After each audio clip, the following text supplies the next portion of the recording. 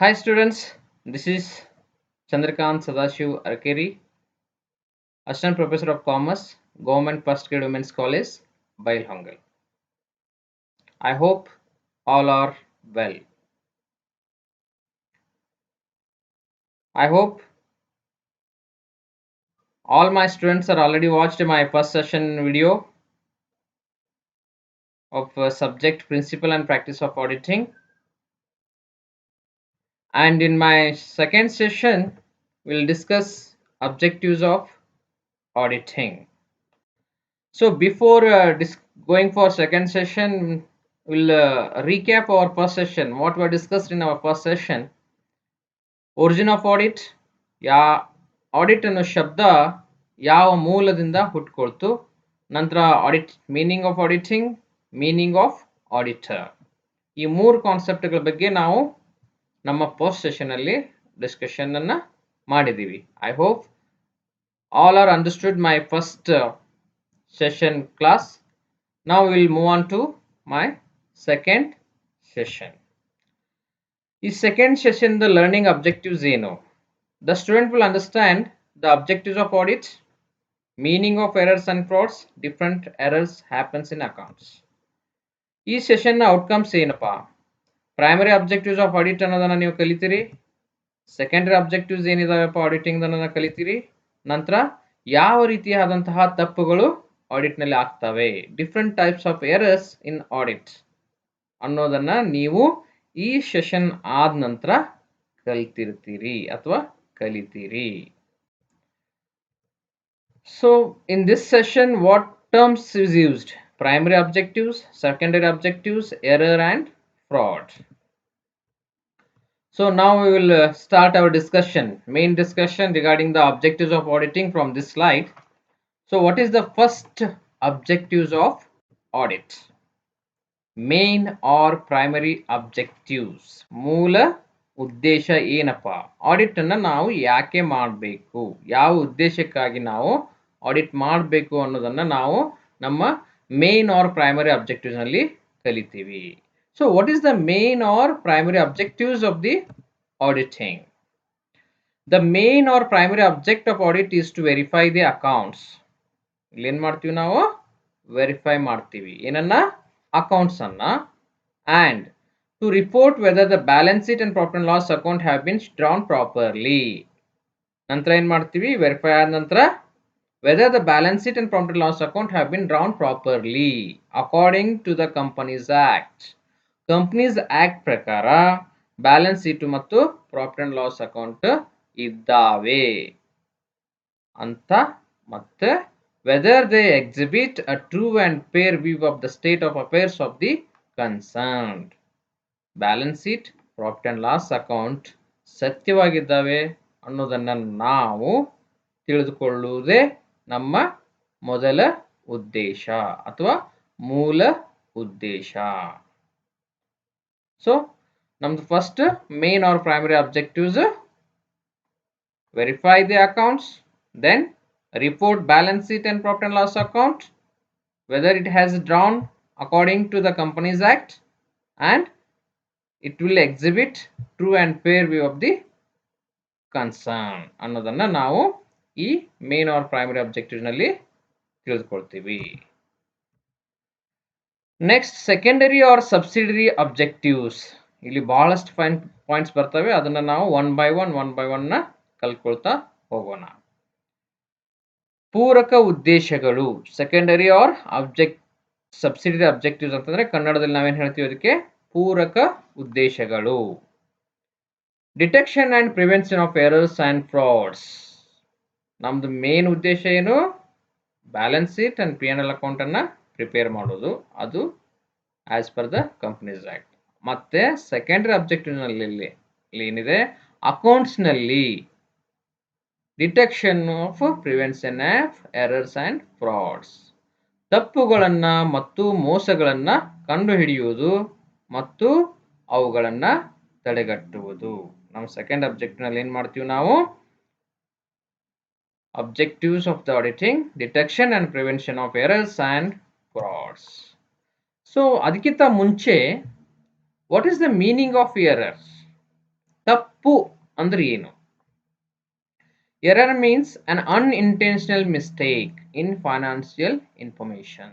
Unintentional mistake. ನಮ್ಗೆ ತಿಳಿದೇ ಇರುವ ಹಾಗೆ ತಪ್ಪುಗಳಾಗಿರ್ತಾವ. ನಮ್ಗೆ ಗೊತ್ತಿರಲ್ಲ ನಾವು ತಪ್ಪು ಮಾಡಿದ್ದೀವಿ ಅಂತ ಹೇಳಿ. ಅದಕ್ಕೆ ನಾವೇನು ಹೇಳ್ತೀವಿ? ಎರರ್ ಅಂತ ಹೇಳ್ತೀವಿ. It is an inadvertent or innocent mistake in the books and records. Bonafide. ನೋಡ್ರಿ, ಇನ್ನೋಸೆಂಟ್ ಮಿಸ್ಟೇಕ್ ಅಂತ ಹೇಳ್ತಾರೆ. ಎರರ್ ತಪ್ಪು ಇಂಟೆನ್ಷನಲಿ ಮಾಡಿರಲ್ಲ. ದ ಅಕೌಂಟೆಂಟ್ ಗೊತ್ತಾಗದ ರೀತಿಯಲ್ಲಿ ತಪ್ಪುಗಳಾಗಿರ್ತವೆ. ಅಂಥವಕ್ಕೆ ನಾವೇನು ಹೇಳ್ತೀವಿ? ಎರರ್ ಅಂತ ಹೇಳ್ತೀವಿ. ಸೊ ಎರರ್ ನಲ್ಲಿನೂ ಕೆಲವೊಂದಿಷ್ಟು ಕ್ಲಾಸಿಫಿಕೇಶನ್ ಅನ್ನ ಮಾಡಿದ್ದೀವಿ. ಅದರಲ್ಲಿ error of principle, clerical errors, error of duplication, error of commission, error of omission, compensating error. Error of commission ನಲ್ಲಿ ಪೋಸ್ಟಿಂಗ್ ಎರರ್ಸ್ ಅಂತ ಬರುತ್ತೆ, ಕಾಸ್ಟಿಂಗ್ ಎರರ್ಸ್ ಅಂತ ಬರುತ್ತೆ, errors in carry and forwarding, errors in totalling and balancing ಅಂತ ಬರುತ್ತೆ. ಇದನ್ನ ನಾವು ನಮ್ಮ ನೆಕ್ಸ್ಟ್ ಸ್ಲೈಡ್ಸ್ ನಲ್ಲಿ ವಿವರವಾಗಿ ತಿಳಿದುಕೊಳ್ಳೋಣ. ಸೊ ಎರರ್ ಆಫ್ ಪ್ರಿನ್ಸಿಪಲ್, ತಾತ್ವಿಕ ತಪ್ಪುಗಳು. ನಾವು ಇದು ಕನ್ನಡದಲ್ಲಿ ಏನು ಹೇಳ್ತೀವಿ? ತಾತ್ವಿಕ ತಪ್ಪುಗಳು. My dear students, please understand this concept. Error, unintentional mistakes. ಅದು ಅದರಲ್ಲಿ ಮೊದಲನೇದು ಯಾವುದು? ಎರರ್ ಆಫ್ ಪ್ರಿನ್ಸಿಪಲ್, ತಾತ್ವಿಕ ತಪ್ಪುಗಳು. An error of principle occurs when the transaction is not recorded according to the basic principle of accounting. My dear students, I want to just remind you, you are already learned the financial accounting part 1 in your BCom first semester, where you have learned the principles of accounting. ಅಲ್ಲಿ ನೀವು already accounting ನ ಮೂಲ ತತ್ವಗಳನ್ನು ಕಲ್ತಿದ್ದೀರಿ. I will give some example of that. Going concern concept, matching concept, dual aspect concept ಅನ್ನೋದನ್ನ ನೀವು ಅಲ್ಲಿ ಕಲ್ತಿದ್ದೀರಿ. So ಇಲ್ಲೇನಾಗುತ್ತೆ? Error ಆಗತ್ತೆ. ಯಾವ ಬೇಸ್ ಮೇಲೆ ಆಗುತ್ತೆ? is not recorded according to the basic principles of accounting. While writing the transactions, the accountant has not followed the principles of accounting, basic principles of accounting. The debit or credit is given to the wrong head of account. ಇಲ್ಲೇನ್ ಮಾಡಿರ್ತಾರೆ?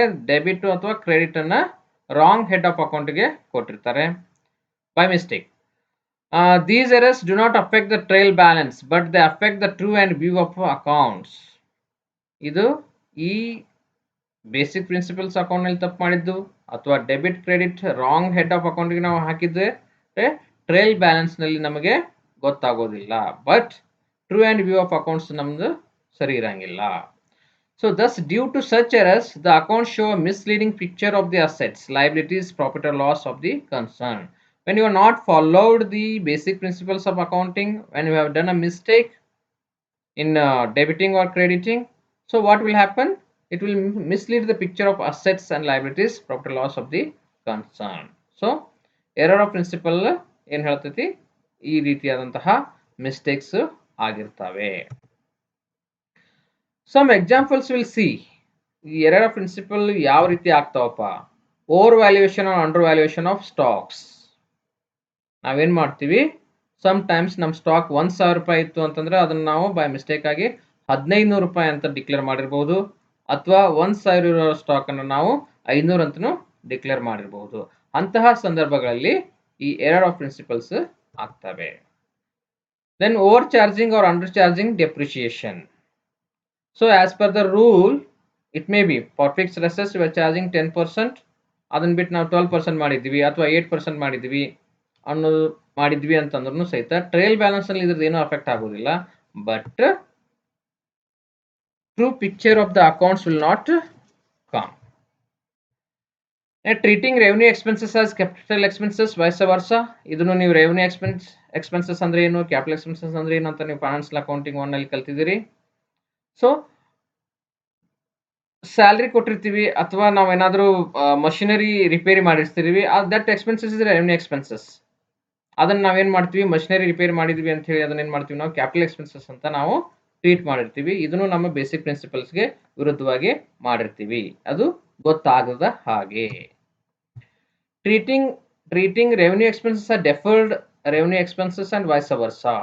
So revenue expenses ನಾವು deferred revenue expenses ಅಂತ treat ಮಾಡಿರ್ತೀವಿ. Ignoring income received in advance or income accrued. Income advance issue ಮಾಡಿರ್ತೀವಿ, ಅದನ್ನ ನಾವು ಬರೀದೆ ಬಿಟ್ಟಿರ್ತೀವಿ. Ignoring over estimating or under estimating amount of bad debts or provisions for doubtful debts. ಇಲ್ಲಿ ಏನಾಗುತ್ತೆ, ಬ್ಯಾಡ್ ಡೆಟ್ಸ್ ಅನ್ನ ಬಿಟ್ಟಿರಬಹುದು, ಅಥವಾ ನಾವು ಬರೆದಿರ್ಲಿಕ್ಕಿಲ್ಲ ಅಥವಾ ಹೆಚ್ಚಿಗೆ ಬರೆದಿರಬಹುದು. ಈ ರೀತಿಯಾದಂತಹ ತಪ್ಪುಗಳು ಆಗ್ತವೆ.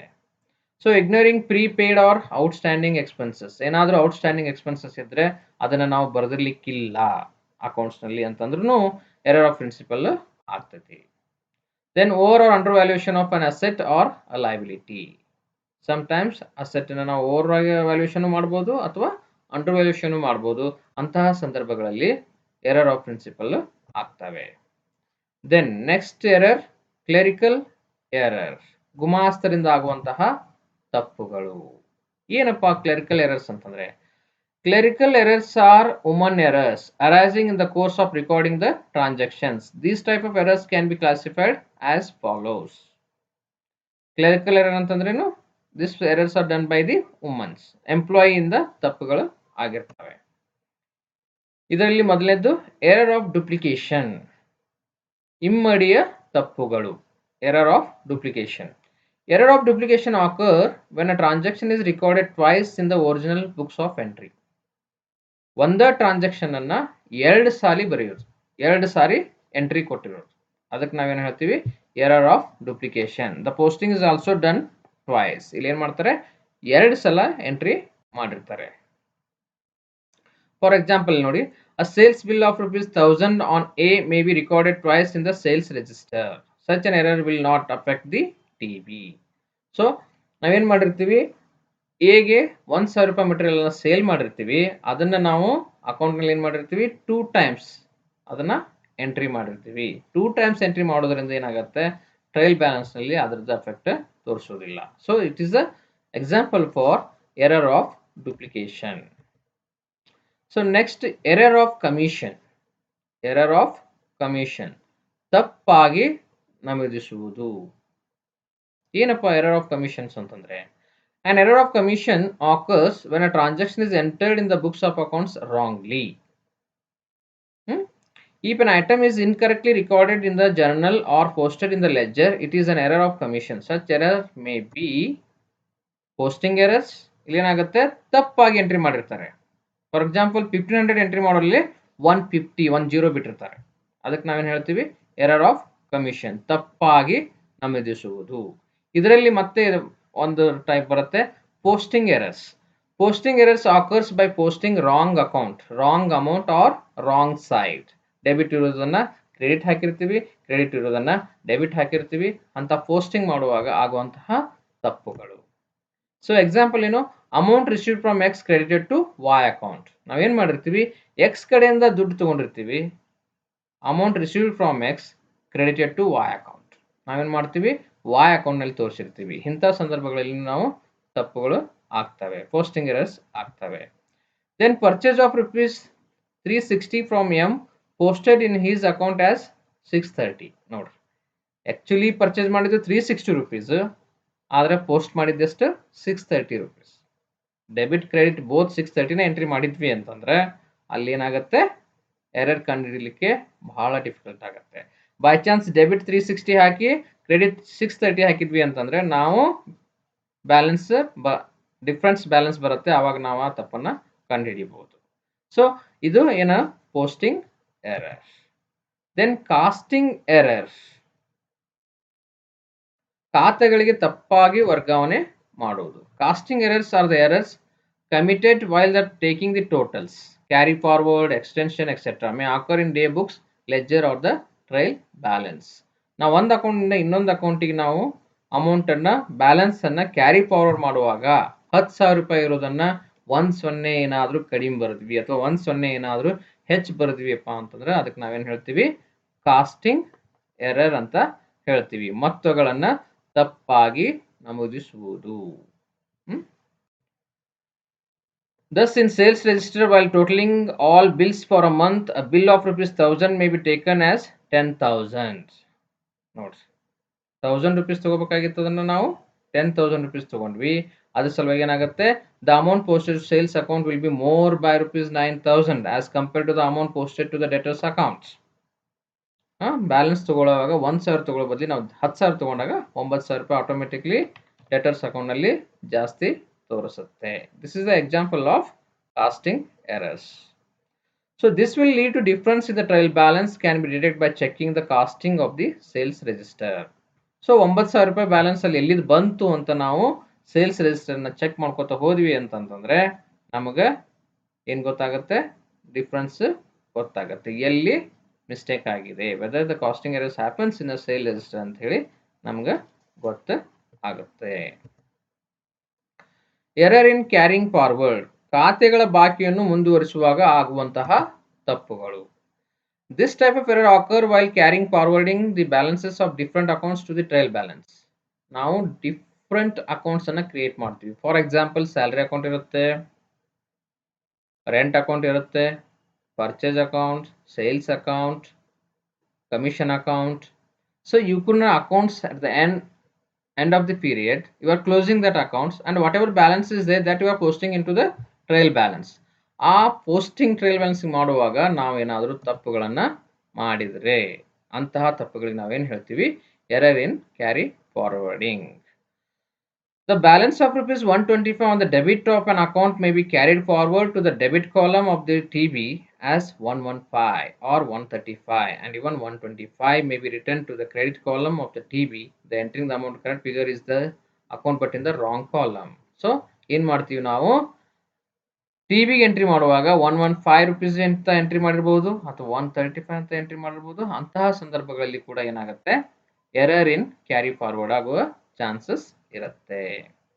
So next, error in totalling and balancing, ಬೇರಿಸು ಮಾಡುವಾಗ ತಪ್ಪನ್ನು ಮಾಡುವುದರಿಂದ, ಬೇರಿಸ್ ಟೋಟಲ್ ಮಾಡುವಾಗಲೂ sometimes will make an error. ಏನಾಗುತ್ತೆ, ಈಗ ನಾವು ಟೋಟಲ್ ಮಾಡ್ತಿರ್ತೀವಿ, ಆ ಸಂದರ್ಭದಲ್ಲಿ ತಪ್ಪುಗಳಾಗೋ ಚಾನ್ಸಸ್ ಇರುತ್ತೆ. Sometimes errors of commission arise in the books of through incorrect costing and calculation. Such errors will be affect the TB. The result of such error would be that the error in the total on the debit side would lead to the error on debit side of the TB and so on. So ನಾವು debit side total ಮಾಡುವಾಗ 15,000 ರೂಪಾಯಿ total ಆಗ್ತಾ ಇರ್ತೈತಿ, ಅದನ್ನು ನಾವು 14,000 ರೂಪಾಯಿ ಅಂತ ಏನಾದರೂ ತಪ್ಪಾಗಿ ಬರೆದ್ವಿ ಅಂತಂದ್ರೆ ನಮ್ಮ TB ಅಲ್ಲಿ ಅಫೆಕ್ಟ್ ಆಗುತ್ತೆ. ಸೊ ಅಷ್ಟು ಡಿಫ್ರೆನ್ಸ್ ಅಮೌಂಟ್ TB ಅಲ್ಲಿ ತೋರಿಸುತ್ತೆ. ಇದು ಟೋಟಲ್ ಅಥವಾ ಬ್ಯಾಲೆನ್ಸಿಂಗ್ ಮಾಡುವಾಗ ಆಗುವಂತಹ ತಪ್ಪು. ನೆಕ್ಸ್ಟ್, ಎರರ್ಸ್ ಆಫ್ ಒಮಿಷನ್, ಬರೆಯದೇ ಬಿಟ್ಟಿರುವ ತಪ್ಪುಗಳು. ಎರರ್ ಆಫ್ ಕಮಿಷನ್ ಅಂತಂದ್ರೆ ಅಲ್ಲಿ ತಪ್ಪಾಗಿ ನಮೂದಿಸಿರ್ತೀವಿ, ಇಲ್ಲಿ ಎರರ್ಸ್ ಆಫ್ ಒಮಿಷನ್ ಅಲ್ಲಿ ಏನ್ ಮಾಡ್ತೀವಿ ನಾವು, ಬರೆದೇ ಬಿಟ್ಟುಬಿಡೋದು. ಆ ಟ್ರಾನ್ಸಾಕ್ಷನ್ ಅನ್ನ ಅಕೌಂಟ್ಸ್ ನಲ್ಲಿ ಮೆನ್ಷನ್ ಮಾಡಿರುವುದೇ ಇಲ್ಲ, ಅಂತಹದಕ್ಕೆ ನಾವೇನ್ ಹೇಳ್ತೀವಿ, ಎರರ್ಸ್ ಆಫ್ ಕಮಿಷನ್ ಅಂತ ಹೇಳ್ತೀವಿ. An error of commission occurs when a transaction is omitted from the books either wholly or partly. So ಇಂತಹ ಸಂದರ್ಭದಲ್ಲಿ ಏನಾಗ್ತದೆ, ಟ್ರಾನ್ಸಾಕ್ಷನ್ನೇ ನಾವು ಬುಕ್ಸ್ ಆಫ್ ಅಕೌಂಟ್ ಅಲ್ಲಿ ಬರ್ದಿಲ್ಲ ಅಂತಂದ್ರೆ TB ಅಲ್ಲಿ ಅದು ತೋರಿಸುವುದಿಲ್ಲ and there is no difference in balance also. So ಇಂಥದಕ್ಕೆ ನಾವೇನು ಹೇಳ್ತೀವಿ, ಎರರ್ಸ್ ಆಫ್ ಕಮಿಷನ್ ಅಂತ ಹೇಳ್ತೀವಿ. Then compensating errors. Compensating errors, ಸರಿದೂಗಿಸುವ ತಪ್ಪುಗಳು. ಕಂಪೆನ್ಸೇಟಿಂಗ್ ಎರರ್ಸ್ ಅಂದ್ರೆ ಏನು, ಸರಿದೂಗಿಸುವ ತಪ್ಪುಗಳು. ಇದು ಏನಪ್ಪಾ ಹೇಳ್ತೈತಿ ಅಂತಂದ್ರೆ, compensating errors occur when the effect of an error is compensated by another error. ಒಂದು ತಪ್ಪು ಮಾಡಿರ್ತೀವಿ, ಅದನ್ನ ಮುಚ್ಚಲಿಕ್ಕೆ ಇನ್ನೊಂದು ಎಂಟ್ರಿ ಮಾಡೋದು. Thus, one error cancels the effect of another error and there is no final net effect on the accounts. Example ನೋಡೋಣ. One sales bill number 12 for ₹1,000 on A is posted to the account of B. ಇಲ್ಲೇನ್ ಮಾಡಿದ್ವಿ ನಾವು, bill number 12,000 rupees belongs to A, ಅದನ್ನ ನಾವೇನ್ ಮಾಡಿದೀವಿ, B account ನಲ್ಲಿ ಹಾಕಿದೀವಿ. And another sales bill number 22 for 1,000 on B is posted into the account of A. B bill number ಅನ್ನು ನಾವು ಎ ಅಕೌಂಟ್ ನಲ್ಲಿ ಹಾಕಿದ್ದೀವಿ. The posting error in the first bill is compensated in the second bill. ಇಲ್ಲೇನ್ ಮಾಡಿದ್ವಿ ನಾವು compensate ಮಾಡಿದ್ವಿ. ಮೊದಲು ಏನ್ ತಪ್ಪು ಮಾಡಿದ್ವಿ, ಬಿ ಎ ನ ಬಿಲ್ ಅನ್ನ, ಎ ಪರ್ಚೇಸ್ ಮಾಡಿದ ಬಿಲ್ ಅನ್ನ ನಾವು ಬಿ ದ ಅಕೌಂಟ್ ನಲ್ಲಿ ಹಾಕಿದ್ವಿ. ಅದನ್ನ ಕಂಪೆನ್ಸೇಟ್ ಮಾಡ್ಲಿಕ್ಕೆ ನಾವು ಬಿ ಬಿಲ್ ಅನ್ನ ಎ ಅಕೌಂಟ್ ನಲ್ಲಿ ಹಾಕಿದೀವಿ. ಇದಕ್ಕೆ ನಾವೇನ್ ಹೇಳ್ತೀವಿ, ಕಂಪೆನ್ಸೇಟಿಂಗ್ ಎರರ್ಸ್ ಅಂತ ಹೇಳ್ತೀವಿ. Detection of errors or location of errors. The auditor should adopt the following procedures for detection or location of errors. ನಾವು ಮೇಲಿನ ಸ್ಲೈಡ್ ನಲ್ಲಿ ತಿಳ್ಕೊಂಡ್ವಿ ಯಾವ ಯಾವ ರೀತಿಯಾದಂತಹ ಎರರ್ಗಳು ಅಕೌಂಟ್ಸ್ ನಲ್ಲಿ ಆಗ್ತವೆ. ಸೊ ಇಂತಹ ತಪ್ಪುಗಳು ಆದಾಗ, so what is the duty of auditor, how the auditor has to detect this type of errors ಅನ್ನೋದನ್ನ ಈ ಸ್ಲೈಡ್ ನಲ್ಲಿ ನಾವು ಡಿಸ್ಕಷನ್ ಅನ್ನ ಮಾಡೋಣ. So how the auditor has to detect, the auditor should check the TB. First ಏನ್ ಮಾಡ್ಬೇಕಾಗತ್ತೆ, so when I am working in the Hindalco Industries Limited, Belgaum, when you are facing the audit, the auditor first they will ask the trial balance of the company. Auditor ಬಂದು audit ಮಾಡೋಕ್ಕಿಂತ ಮುಂಚೆ, audit start ಮಾಡಿದ ತಕ್ಷಣ ಅವ್ರು ಏನ್ ಮಾಡ್ತಾರೆ, they will ask the trial balance to check the or detect the errors.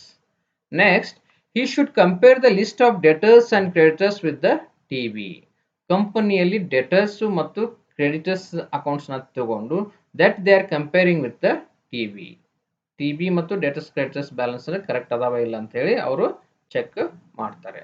Then check up the balance of ledger accounts with the TB. ಯಾವ ಯಾವ ಲೆಡ್ಜರ್ ಅಕೌಂಟ್ ಇಂದ ಬ್ಯಾಲೆನ್ಸ್ಗಳು ಟಿಬಿ ಹಿಟ್ ಆಗಿದಾವೆ, ಟಿಬಿಯಲ್ಲಿ ಯಾವ್ಯಾವ ಅಕೌಂಟ್ ದಿಂದ ಬಂದಿದಾವೆ, ಲೆಡ್ಜರ್ ಅಕೌಂಟ್ ಇಂದ ಬಂದಿದೆ, ಆ ಬ್ಯಾಲೆನ್ಸ್ ಯಾವ ಅಕೌಂಟ್ ಇಂದ ಬಂದಿದೆ ಅಂತ ಅವ್ರು ಏನ್ ಮಾಡ್ಬೇಕು, ಇಂಡಿವಿಜುವಲ್ ಆಗಿ ಚೆಕ್ ಮಾಡ್ಕೋತಾ ಹೋಗ್ಬೇಕಾಗತ್ತೆ. Then totals of the cash book, purchases and sales book should be checked and see that they have been properly recorded in the TV.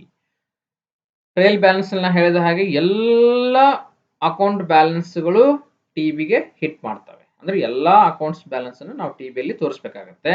ಅದಕ್ಕೆ ಟಿಬಿ ಇಟ್ಕೊಂಡು this to check the cash book, purchases and sales books.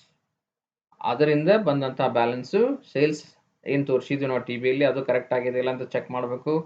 Then purchases correct ಆಗಿದೆ ಇಲ್ಲ ಅಂತಹ check ನಾವು ಮಾಡಬೇಕಾಗತ್ತೆ. Verify that no entry of the books of the original entry has remained ಅನ್ಪೋಸ್ಟೆಡ್.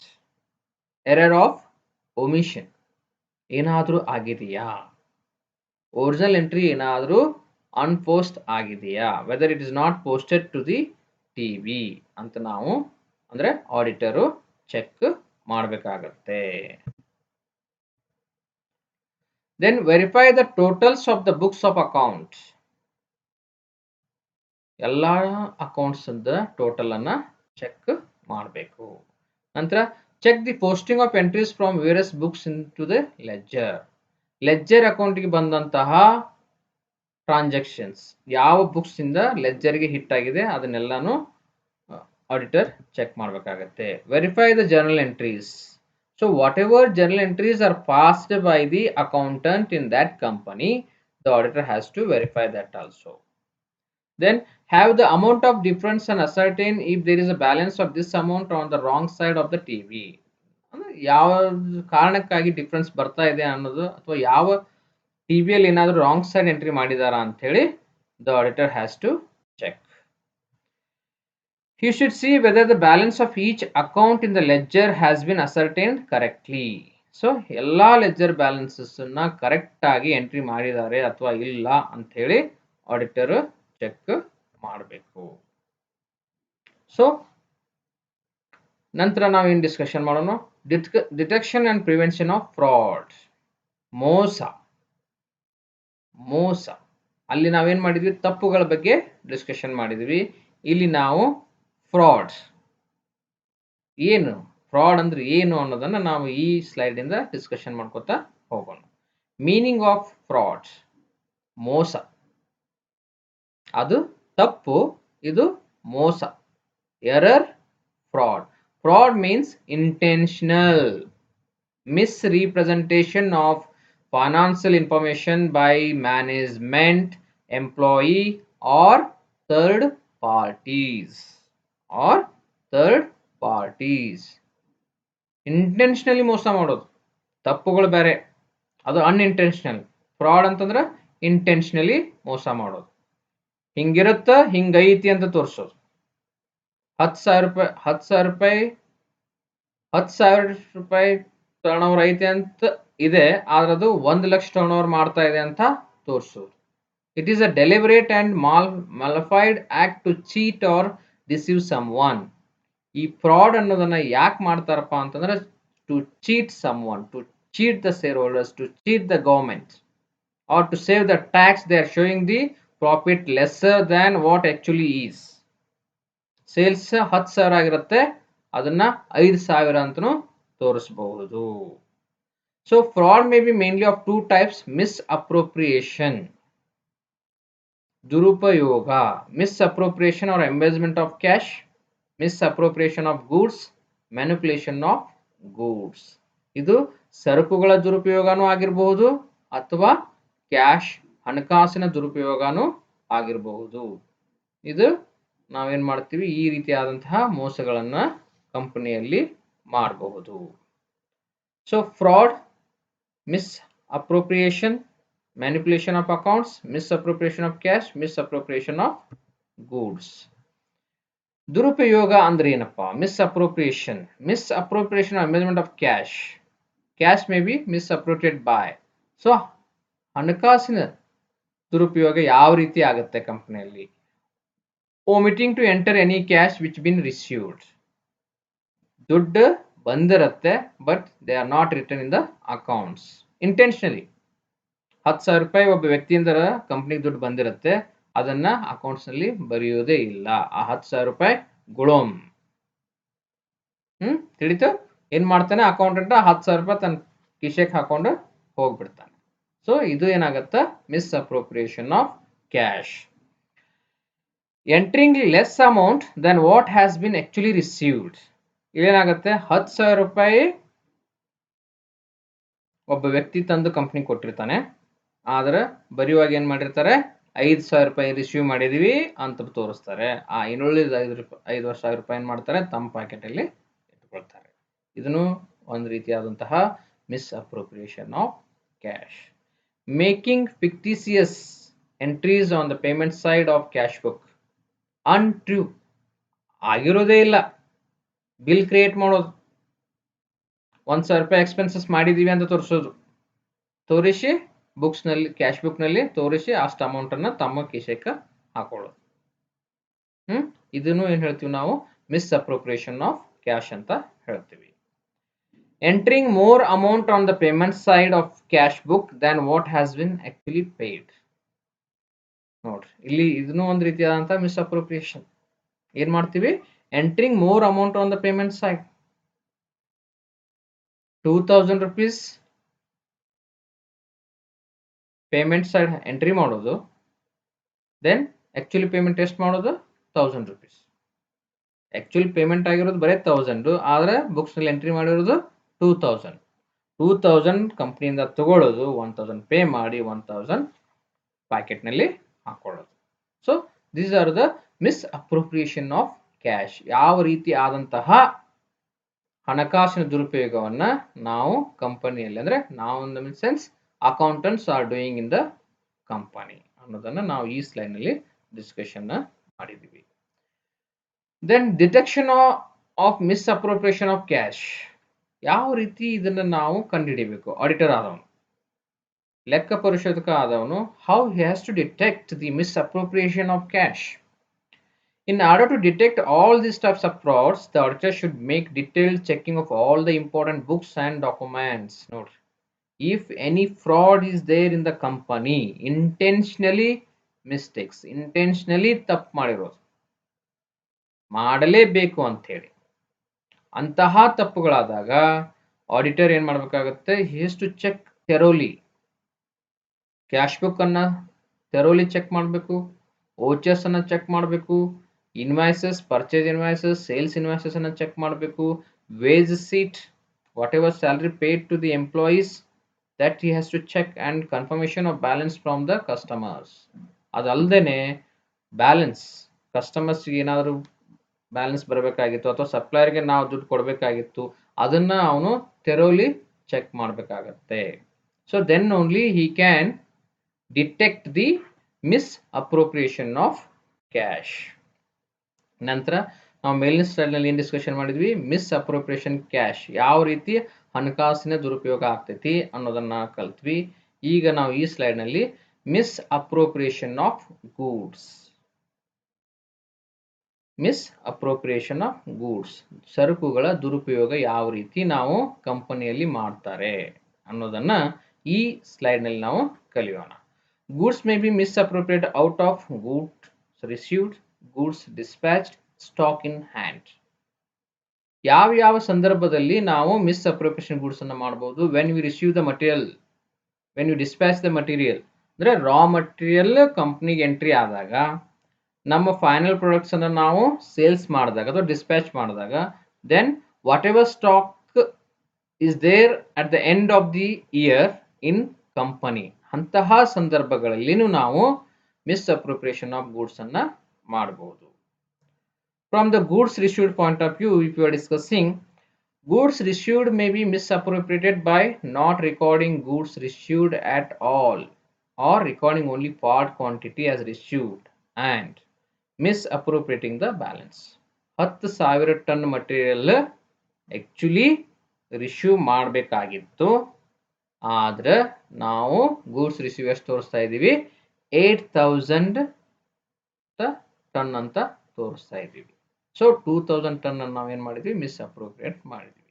This is an international error or omission and occurs in cash in case of weak control over purchase and storage.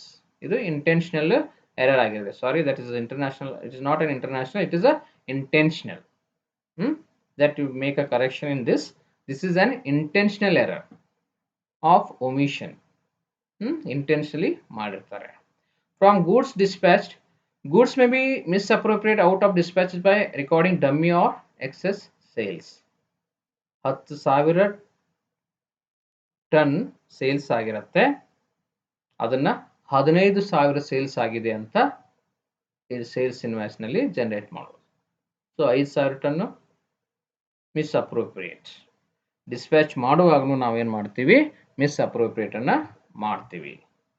Then from stock in hand, goods may be actually stolen out of the stock in hand laying in the warehouse. At the year end, stock at godown is maybe a 5,000 ton. ಅದರಲ್ಲಿ ಏನು ಮಾಡಿಬಿಡೋದು? 1,000 ton ತೆಗೆದುಕೊಂಡು ಹೋಗ್ಬಿಡೋದು ಅಥವಾ ಕದಿಯೋದು. ಆವಾಗ್ಲೂ ಏನಾಗುತ್ತೆ? ನಮ್ದು miss appropriation of goods ಆಗತ್ತೆ.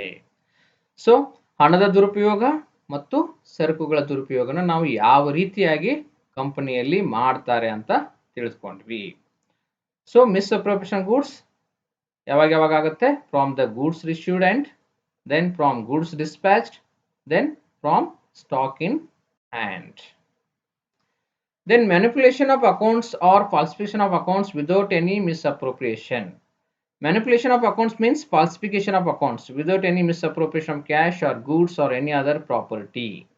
The accounts are so prepared that the present picture of the state of affairs of business different from what it actually is.